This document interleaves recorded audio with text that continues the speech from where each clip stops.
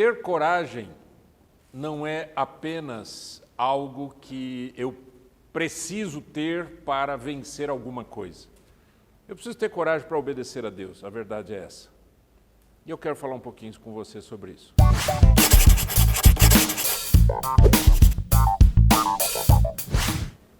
Coragem para obedecer. Quando a gente fala em coragem para obedecer a Deus, a gente tem que entender o que acontece no nosso mundo. O que acontece na cabeça das pessoas, né? E a primeira coisa que eu quero lembrar é que incredulidade ou ceticismo é a linguagem do nosso tempo, né? As pessoas promovem a incredulidade, promovem o ceticismo, né? Promovem não acreditar em Deus, questionam a autenticidade e a autoridade da Bíblia, né? Tem uma visão mais secular, mais científica ou agnóstica. Agnóstica, o agnosticismo é relativo àquele que não consegue provar nem a existência de Deus e nem a falta da existência, certo? Quer dizer, ele não consegue provar. Eu chamo de em cima do muro, né? Não é aqui, não é nada, né? Ninguém me provou nada. Ninguém me provou nada, não estou sabendo de nada, não sei o que vai acontecer, né? Agora, eu quero que você pense o que isso significa no nosso dia a dia. Como que isso, por exemplo, é promovido nos comerciais, na internet, na escola, nas conversas, na política. Você vai vendo essas coisas acontecerem o tempo todo em todas as áreas da vida, né? Esse ceticismo.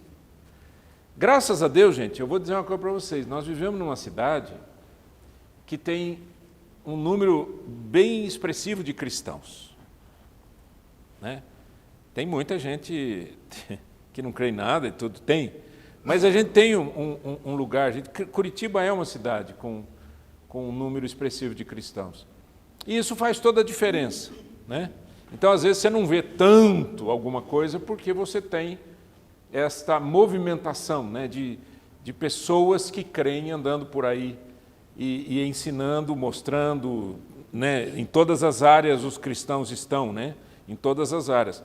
Só que o que está acontecendo é que existe toda uma agenda de destruição e que está subindo em todas as áreas também. Presta atenção, você tem que prestar atenção. Sabe o que Jesus falou uma vez? Jesus falou assim: vocês precisam aprender a ler o tempo. Porque quando vocês olham para o céu e vocês dizem vai chover, porque vocês sabem que mudou o clima, a nuvem, etc. Ele diz, mas vocês têm que aprender a ler o que está acontecendo ao seu redor, né? O que está acontecendo? Desejo de autonomia. Eu quero fazer as minhas regras, eu não estou preso a ensino de ninguém, eu faço o que eu quero. Parece adolescente falando, né? Eu faço o que eu quero, né? Só que isso não é só linguagem de adolescente, é uma linguagem das pessoas hoje. Então, o que está acontecendo? O que está acontecendo? Olha, presta atenção. A Bíblia, ela tem 66 livros. 27 no Novo Testamento e 39 no Antigo Testamento. São livros que foram escritos por muitas pessoas diferentes ao longo de 1.500 anos de história. 1.500 anos de história. Você ouviu o que eu falei? 1.500, não é 1.500 dias, 1.500 anos de história. Mas quando você lê a Bíblia, sabe o que parece? Que foi só uma pessoa que escreveu. Ela tem uma... E outra, eles não escreveram juntos. Certo? Hoje, se você pegar um bando de escritores e colocar junto e falar, ó, você vai escrever sobre isso, você vai escrever sobre isso, você vai escrever sobre isso, você vai escrever sobre isso, e a hora que você juntar vai ser uma salada. No mesmo tempo, na mesma história, na mesma época. Agora, 1.500 anos. A Bíblia tem um poder de transformação da nossa vida incrível, tá certo? E uma das coisas que a Bíblia fala é sobre o nosso inimigo espiritual, que é chamado de adversário, em hebraico, Satanás. Acusador, em grego, diabo, né? Diablos. Vocês não têm Lamborghini? Tem uma Lamborghini Diablos. Então, o que eu quero dizer é o seguinte, que o que esse inimigo deseja que as pessoas façam? Rejeitem a Bíblia. Ou questionem a autenticidade dela. Só que esse pessoal que questiona não entende nada, porque nunca leu. E se leu como se estivesse lendo um livro de geografia ou uma revista. Mas quando você lê a palavra de Deus, eu vivo para estudar a Bíblia, eu vivo para ler a Bíblia, a minha vida é pregar baseado na Bíblia. Há muitos anos eu faço isso. Quando eu pego um texto da Bíblia para ler ou para ouvir, hoje a gente pode ouvir, né? Que delícia. Você tem aplicativo que você aperta o play lá, ele fica falando com você, né? Contando, lendo a história bíblica, né? Mas hoje, ainda, mesmo conhecendo os textos bíblicos, quando eu leio, há uma mudança dentro de mim. Algo muda dentro de mim, há um brilho maravilhoso dentro de mim, por conta da palavra de Deus. Então, o desejo de autonomia é um desejo infernal. Infernal. Você sabe, como pai, o que isso significa, não sabe? Você é pai, você sabe como é difícil, muitas vezes, você encaminhar o seu filho, sua filha, num caminho correto.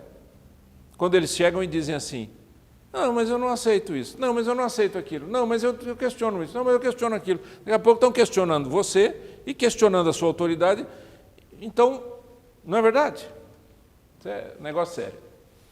Outra coisa que pessoas que se rebelam contra Deus e contra a Bíblia é porque tiveram experiências ruins. Isso é muito ruim, isso é muito triste. E muitas vezes essas pessoas tiveram experiências negativas com a fé, com a religião, com a igreja, com o pastor, com o padre, com seja lá quem for, né? E a pessoa fica naquela situação assim, nada presta. Sabe aquela menina que foi abusada por algum e diz assim, nenhum homem presta? Certo? Eu estou usando um exemplo que vocês ouvem bem por aí, né? É a mesma coisa disso aqui. A pessoa diz assim, nenhum pastor presta, nenhuma igreja é boa, não existe esse negócio de fé. Imagina, não existe amor entre as pessoas. Isso é triste, porque se a pessoa ela não acredita no amor, como é que vai ser a vida dela? Mas é uma realidade. Outra realidade é a dificuldade de entender ou aceitar certos ensinamentos bíblicos. Eu ensino a Bíblia há muitos anos. E a minha maior paixão, e a minha maior alegria é quando alguém entende um texto bíblico. É bom demais isso, né? Por isso que Deus me chamou para ensinar a Bíblia. Não é isso, pastor? Pastor Leandro, não é verdade? Deus chamou você para ajudar as pessoas, para esclarecer para as pessoas os princípios bíblicos, porque não é fácil você ensinar um princípio que é um princípio abstrato. Não é? Uma coisa é eu falar sobre coisas, e outra coisa é eu falar sobre amor, esperança, paz, bondade, benignidade, mansidão, domínio próprio. É meio abstrato na cabeça de muita gente. Mas é abstrato porque a nossa linguagem é abstrata. Interessante que no hebraico não existe o abstrato. As palavras no hebraico são concretas. Então, por exemplo, o que você entende, o que você pensa quando você ouve a palavra glória? Glória a Deus. Glória a Deus nas maiores alturas e paz aos homens a quem Ele quer bem. Glória, a glória de Deus. E a glória de Deus veio sobre as pessoas. O que a gente imagina, né? Às vezes a pessoa imagina assim um brilho, uma luz, né? Alguma coisa assim, né? No hebraico, oi? Algo que transcende, mas mesmo assim é difícil de explicar, né? Transcende como, o quê, né? Já no hebraico, a palavra glória quer dizer peso. Não é interessante? Quando a glória de Deus entra num lugar, o ambiente fica pesado, porque Deus está ali. Pesado não ruim, né? É porque ali tem Deus, sabe? É diferente. Então, a gente precisa ajudar as pessoas a compreender as Escrituras. E eu quero falar uma coisa para você que é pai, que ainda tem filho ainda pequeno ou tem netos aí. As crianças precisam aprender a Bíblia em casa. Não é na igreja. Lá na igreja, ele vai ficar o quê? 1 hora ouvindo? Por semana. 1 hora por semana. Quantas horas que uma criança fica na escola por dia? Vocês que ainda têm filho estudando? 4 horas só? Por dia? Bom, tudo bem. 4 por dia? Quantos dias? 5 dias? Quantas horas? 20. São 20 horas por semana ouvindo sobre coisas necessárias, mas que não tem nada a ver com o ensino bíblico, certo? 20 horas. Aí você leva o seu filho na igreja, malemar ele fica 1 hora, e você quer que ele entenda as coisas. Se você não ensinar... pastor, eu não sei ensinar não, larga a mão, isso é coisa de pastor. Se você não sabe ensinar, seus filhos vão aprender com quem? Na rua. Na escola. E aí os princípios, como é que fica? Então, quando eu falo em coragem para obedecer, eu estou falando em algo que precisa transformar a nossa mente. Então eu vou mostrar para vocês, sempre à luz daquilo que a gente tem falado, da visão aristotélica de virtude, que a virtude é um meio termo, lembra? E no caso da coragem, é um meio termo entre a covardia e a temeridade. A palavra temeridade é impulsividade, fazer as coisas meio malucamente, né? Então a definição da covardia é o medo que impede a ação. Da coragem para obedecer é força para agir de acordo com a vontade de Deus. E a temeridade é a precipitação, fazer as coisas fora do plano de Deus. Que é o que muita gente faz também, né? Isso que vocês têm visto atualmente na internet, igreja, o cara dançando, pulando, salta, bate a cabeça na parede, não sei o quê, é temeridade, isso se chama temeridade. É impulsividade, é loucura, tá certo? Não tem nada a ver com Deus. O comportamento de um covarde é evitar tomar ação ou tomar ação errada por medo de consequências. No que diz respeito à obediência a Deus, tem gente que não quer obedecer a Deus porque tem medo das consequências. Por quê? Quando você obedece a Deus, você tem que fazer o quê? Acertar a vida, né? Fazer ajuste fino, como a gente fala, né? Sintonia fina, não é? Do rádio. Olha eu aqui, isso daqui é a minha idade, viu? Rádio que vira o dial assim é da época, da minha época. Que hoje não existe mais esse troço de ficar virando botão, né? Certo? É o medo. Não, mas... aí eu vou ter que mexer nisso, vou ter que arrumar aquilo. Ih, gente, então, covardia. E a coragem? Toma a ação correta, mesmo em face da adversidade ou desafio, porque confia em Deus. Vamos fazer a obra de Deus? Vamos. De que jeito? Vamos fazer. Não tem medo de nada.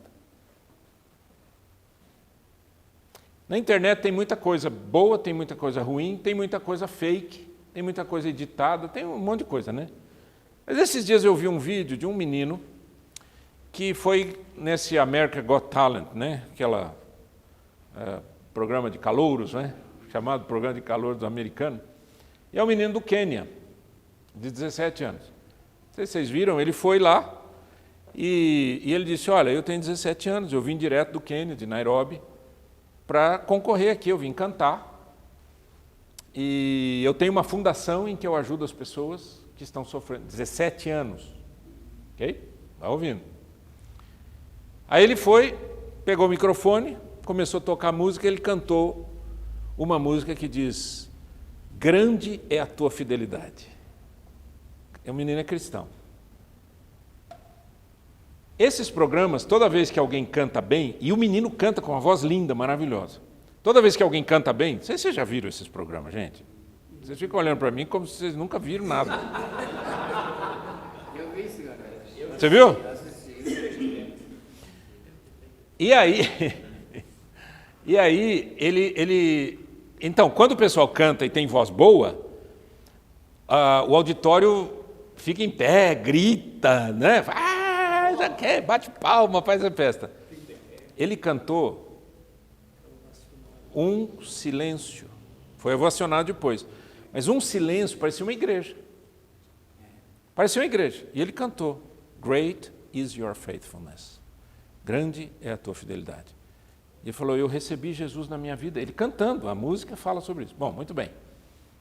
Quando terminou, todo mundo ficou em pé e tal, aquela loucura, ficaram maluco o menino. E o Simon, né, que é aquele cara mais bravão e tal, ele disse assim: eu posso saber por que você escolheu essa música? 17 anos. O menino falou assim: eu escolhi essa música porque eu acredito que é necessário compartilhar o Evangelho de Jesus Cristo no mundo inteiro. E o Simon olhou para ele e falou assim: beautiful. Maravilhoso. O que eu quero dizer com isso é uma coisa. Vocês acham que esse menino foi covarde? Vocês acham que ele foi impulsivo demais? Mas ele foi um homem corajoso. Coragem para fazer a vontade de Deus. Né? Ele podia ser ridicularizado. Um africano, um menino, nos Estados Unidos, vai saber, né, o que vão falar dele. Resultado da covardia pode levar à desobediência a Deus por medo de perseguição, rejeição, falha ou desconforto. Coragem leva à obediência a Deus. E a temeridade pode levar à desobediência a Deus por imprudência, por orgulho, né? Fazer as coisas de qualquer jeito. Aí, aqui é legal. Exemplo bíblico. Você que já leu a Bíblia há algum tempo. A covardia. Jonas fugindo do chamado de Deus. Lembram? Jonas, a Bíblia diz que Jonas recebeu um chamado de Deus e Deus falou assim para ele: Jonas, vai até Nínive e anuncia a minha palavra lá, anuncia o meu julgamento, meu juízo, etc, etc. Jonas, sabe o que ele fez? Ele pegou o navio para o outro lado. Exato, ele pegou o navio para o outro lado. E quando ele pegou o navio por outro lado, teve uma tempestade imensa. E alguém do navio, o comandante do navio, disse assim: tem algum problema aqui. Isso é coisa de Deus, não é possível. Quem é que está desobedecendo? Quem está fugindo de Deus? Aí Jonas apareceu lá. Ela sou eu, me joguem dentro d'água que a tempestade termina. Ah, não, mas não teve, imagina, falar com os marinheiros lá. Pegaram o cara e, para fora do navio. Um peixe engoliu. A gente fala baleia, mas um peixe grande engoliu. Tem gente que fala assim: eu não acredito nisso. O problema é seu, acredito, não acredito. Eu não posso provar. Né? Mas uma vez uma pessoa perguntou assim: você acredita mesmo que um peixe engoliu Jonas? O cara falou: eu ia acreditar até se o Jonas tivesse engolido o peixe. Eu ia acreditar em qualquer coisa, porque está escrito nas Escrituras. É isso que faz um coração humilde. Você diz: está na Bíblia? Tá. Eu descanso.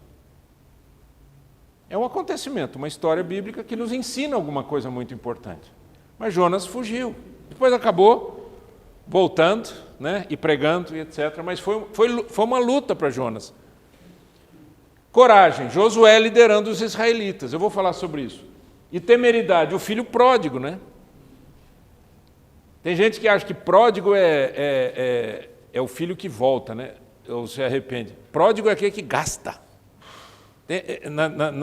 No direito tem, né? O pródigo. Por que ele foi a temeridade dele? Porque ele desperdiçou a herança do pai numa vida imprudente. Saiu fazendo, batendo a cabeça, fazendo tudo. Graças a Deus, depois ele volta. É uma parábola de Jesus, né? Mas vamos dar uma olhadinha em Josué. Seja forte e corajoso. Palavra de Deus para Josué, verso 6. Seja forte e corajoso, porque você conduzirá este povo para herdar a terra que prometi sob juramento aos seus antepassados. Você se lembra quem é Josué? Ele era discípulo de quem? de Moisés. Moisés morreu, certo? Moisés tirou o povo de Israel do Egito. Moisés é levado por Deus, né? Quem fica? E agora? Josué ficou no lugar. Por isso essa palavra. Josué, seja forte e... Somente seja forte e muito corajoso. Tenha o cuidado de obedecer a toda a lei que o meu servo Moisés ordenou a você. Não se desvie dela, nem para a direita, nem para a esquerda, para que você seja bem-sucedido por onde quer que andar. Não deixe de falar as palavras deste livro da lei e de meditar nelas de dia e de noite, para que você cumpra fielmente tudo o que nele está escrito.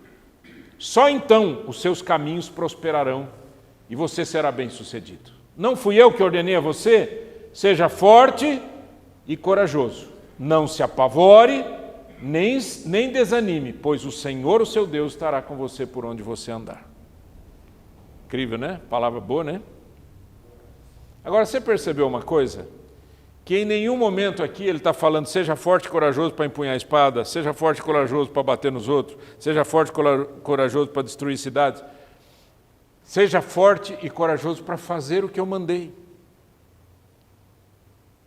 Olha aqui para mim. Fazer o que Deus quer que a gente faça é coisa para macho. Na nossa linguagem popular. Aí você vai dizer às mulheres, é coisa para macho. Tem que ser corajoso para obedecer a Deus. Não é fácil.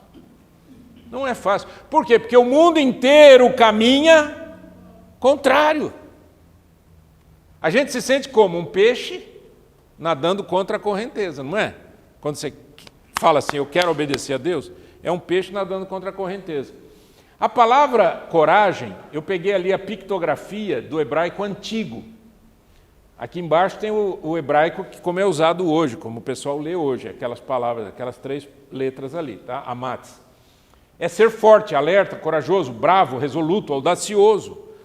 A palavra no hebraico antigo, quando tem essa cabeça de boi, tem a ver com força. Por exemplo, a palavra pai é essa letra com uma outra letra. É a primeira letra aqui, que é essa cabeça. Então, onde que está a coragem? Primeiro, Deus disse o quê? Não, leia para mim. Não se apavore, nem desanime, pois o Senhor, o seu Deus,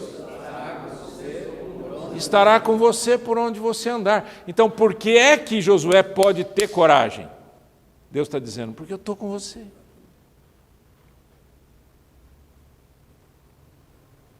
Porque eu estou com você. Então não tem que ter medo. Você está lá lendo a Bíblia e Deus fala alguma coisa lá que você fala, gente, isso aqui é contrário a tudo que eu vi, que eu vejo na vida, né? Aí Deus fala assim, faça isso. Não tenha medo. Então eu digo que precisa ser mais corajoso para obedecer a Deus do que para sair dando tiro nos outros aí. Eu conheci um rapaz que ele era muito briguento.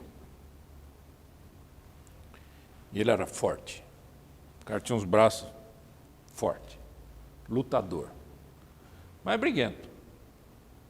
Tinha até um problema no rosto dele, um defeito no rosto dele, que ele... de briga.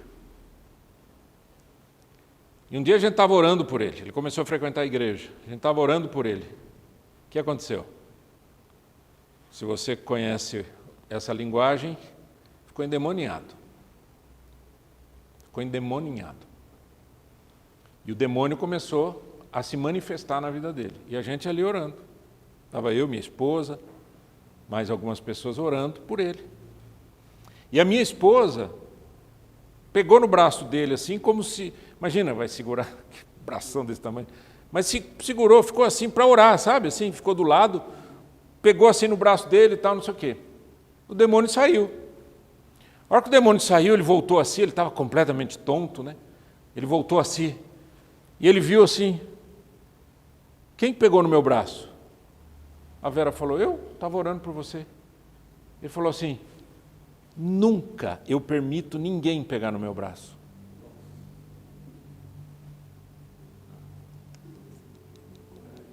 Você está entendendo o que eu estou falando? Quando você obedece a Deus, você não tem que ter medo nem dos demônios. E se você não acredita nisso, é bom começar a acreditar. Porque tem gente até hoje que vive uma vida absolutamente louca porque está cheio de demônio dentro da pessoa. E quem é que expulsa os demônios? Jesus, não sou eu. Jesus. Quando você entrega a sua vida a Cristo, você abre a sua vida para uma história nova. Uma história de amor, uma história de bênção, uma história de libertação. Uma vez eu fui chamado por um pastor, a gente trabalhava junto, ele me ligou e disse: Nasser, vem para cá, nós estamos em tal lugar, endereço tal, porque tal negócio está difícil aqui. Quando eu cheguei lá, eu desci do carro e eu ouvi uma voz dizer assim: ele não, quem mandou ele vir aqui, manda ele embora. Eu nunca sabia quem era, que lugar que era. A hora que eu entrei, tinha um moço endemoniado. Quem estava falando isso era o demônio. Louvado seja o nome do Senhor, né? Que eu estava andando certinho com Jesus, né? Que se você não anda certinho com Jesus, ele vai dizer: bem, meu amigo, é nós aqui na fita, tá tudo bem, né? Eu expulsei o demônio do cara, o demônio saiu, o moço voltou a si, porque é coisa de transe mesmo. O cara volta a si, cansado, suado, cansado. Aí eu falei: olha, meu amigo, você precisa entregar a sua vida a Cristo. Ele falou: mas eu fiz um pacto.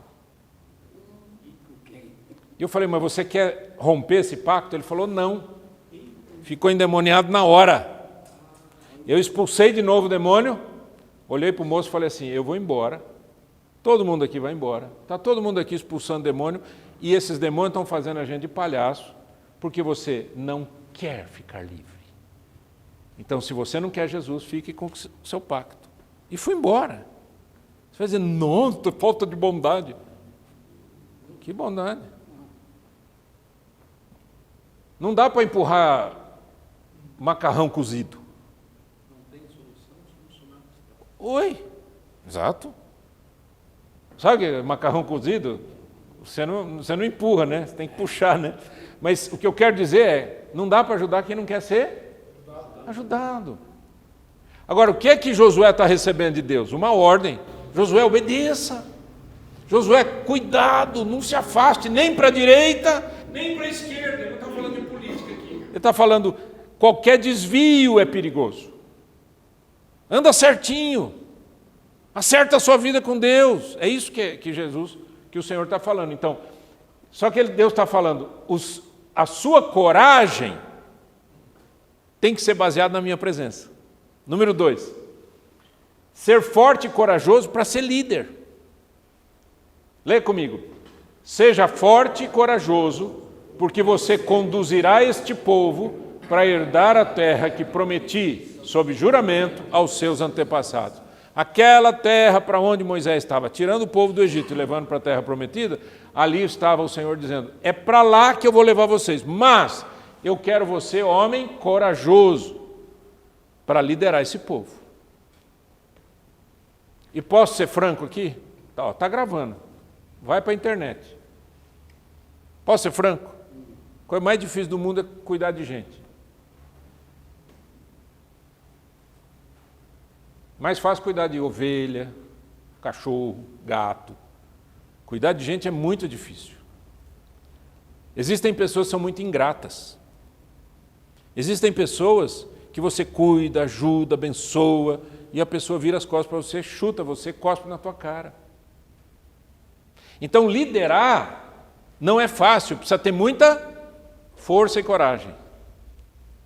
Liderar é coisa para macho. Tem que ser forte e corajoso, senão você não aguenta. Você desiste no meio do caminho. Eu nunca fui um cara assim muito que andei em padrões, tá? Por exemplo, você sabe disso, Leandro sabe disso. Um pastor, o que se espera de um pastor é que ele fique numa igreja, desenvolva o ministério, a igreja cresça e tal, e fique bonitinho, etc. O cara termina o ministério dele lá naquela igreja. Mais ou menos é isso que se espera de um pastor. Eu sempre estava na contramão. Minha igreja, na hora que estava crescendo, eu saía, ia para outra igreja. Aí o ministério aqui estava bombando, aí eu saía para outra igreja. Aí agora está indo bem aqui, aí eu fui para o Canadá. Sabe assim? Uns negócios, tudo. Mas eu não fazia isso porque dava vontade. Eu saía em oração. Eu orava e Deus falava comigo e eu dizia, eu vou te obedecer, Senhor. Você sabe que aos 48 anos de idade, com 2 filhos adolescentes, um já adulto praticamente, o outro adolescente, você levar essa turma para o Canadá para começar do zero? Eu era pastor de uma igreja num espaço lindo na cidade de Marília que tinha 10 mil metros quadrados. O meu escritório a visão era um jardim, coisa mais linda do mundo. Um dia eu estava trabalhando, olhei, tinha um pica-pau na árvore, árvores lindas, cheias de flores. Quando eu cheguei no Canadá, me deram uma sala que eu tinha meia janela. Lá é assim, o espaço é muito reduzido, tudo é muito reduzido para os profissionais. Você já percebeu que médico aqui no Brasil tem um baita de um mega consultório? Lá é tudo assim, né? Pequenininho mesmo. Eles falam, não precisa, só para entrar uma pessoa aqui, para que aquele monte de coisa? E eu tinha meia janela. Ninguém me conhecia, ninguém sabia quem eu era. Eu andava na minha cidade, eu ia no supermercado, minha esposa não gostava que eu ia no supermercado, porque eu não conseguia voltar para casa. Porque sempre tinha alguém, oi pastor, como é que vai? Oi pastor, tem que falar um negócio para você, oi pastor, não sei o quê. Porque eu tinha programa de televisão, tinha 2 programas de televisão. E uma igreja. Então você imagina, uma cidade de 200 mil habitantes, como é que a coisa é. Aí quando eu fui para o Canadá, eu tinha meia janela, um lugarzinho voltado para a parede, para trabalhar, ia no supermercado, ninguém sabia quem eu era. No começo é uma delícia. Depois você fala, gente, é horrível esse troço, ninguém sabe quem você é. É uma sensação horrorosa, né? Então, eu estou contando essa história para vocês por falta de padrão, certo? E aí as pessoas na nossa idade, os pastores na nossa idade, estão jubilando-se e indo para o sofá, ou se não para a cadeira do papai. Sabe a cadeira do papai? Que até deita assim? É? Certo? Aí eu vou fazer 65 anos de idade e abrindo uma igreja. É louco. Não, é louco. Não pensa bem. Certo? Não pensa. Não bate bem da cabeça. Pastor, por que você está abrindo uma igreja? Porque Deus mandou eu fazer isso. E como é que você ouviu? Fiquei 12 anos orando por isso. 12. Vai a casa, sempre passa 200 km por dia. Certo? Quando você obedece a Deus, precisa ser corajoso, precisa ser macho. David Wilkerson foi um pastor.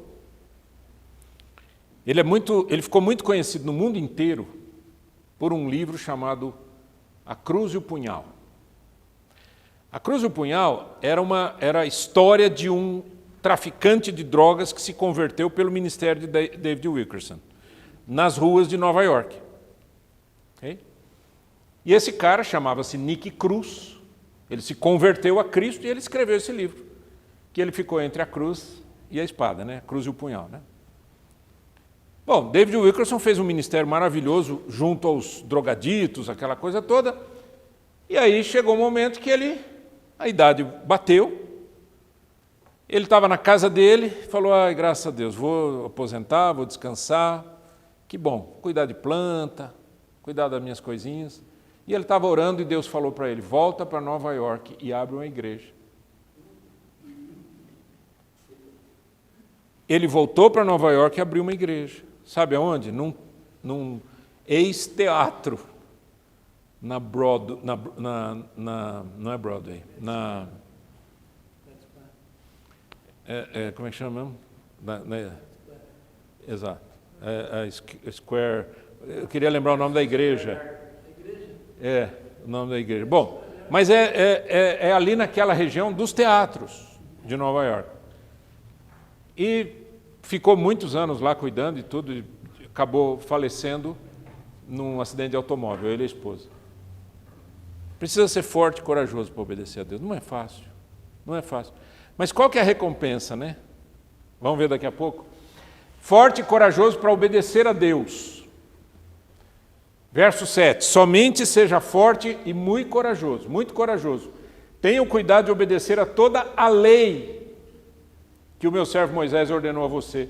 Não se desvie nem para a direita nem para a esquerda, para que você seja bem-sucedido por onde quer que andar. Ou seja, o que as Escrituras dizem a esse respeito? Gente, nós temos que ter essa prática. O que as Escrituras dizem a esse respeito? Faça essa pergunta. O que a Bíblia diz a esse respeito? Tem uma situação na sua família. O que a Bíblia diz a esse respeito? Alguém quer conversar com você? O que a Bíblia diz?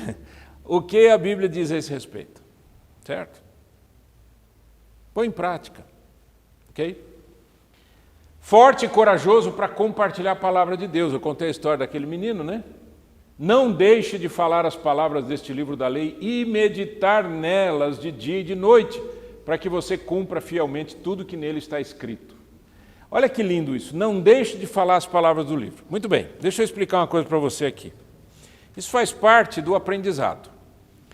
Tudo que você verbaliza depois de ouvir, fica mais fortemente gravado na sua mente.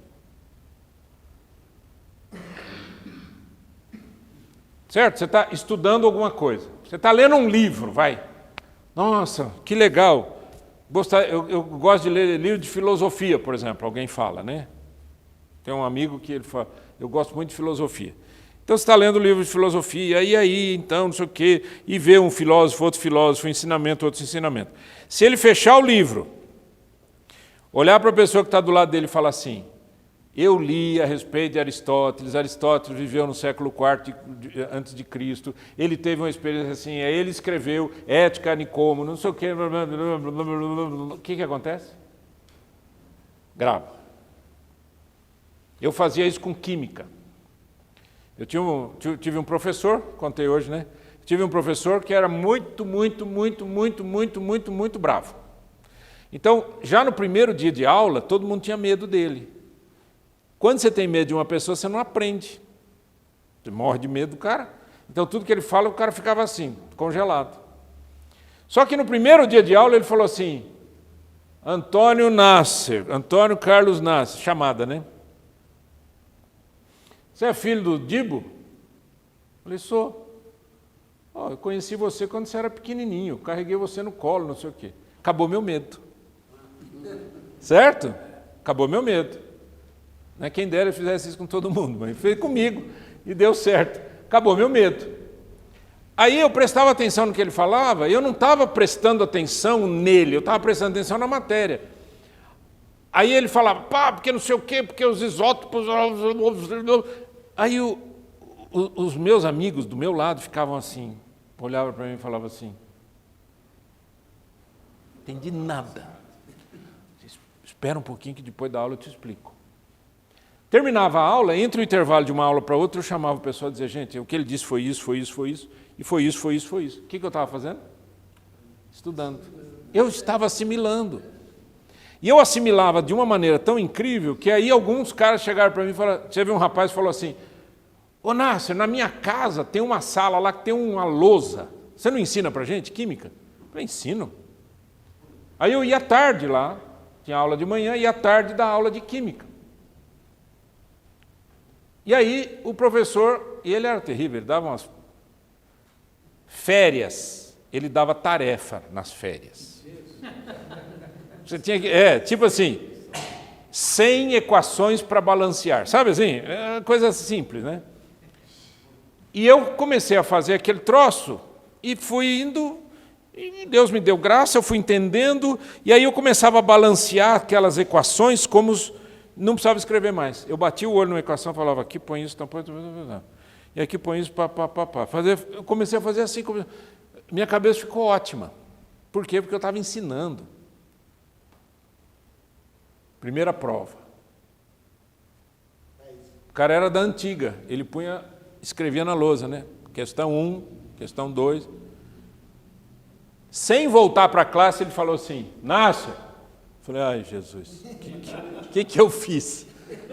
Aquela tensão, Nácio, pode ir embora, eu sei que você vai tirar 10. Foi a primeira e única experiência da minha vida, gente. Foi única, mas foi fantástica. Mas sabe por quê? Eu aprendi uma lição. Qual é? Se você fala do que você aprende mais. O que Deus fala para nós? Não deixe de falar as palavras deste livro da lei. Eu nunca gostei de decorar. Sabe esse negócio de decorar assim, ó? O gato fugiu da gaiola. O gato fugiu da onde? Fugiu da gaiola. Eu nunca consegui fazer isso. Até hoje, eu não gosto. E eu decorei muitos textos bíblicos. E endereço e tudo. Como? Falando.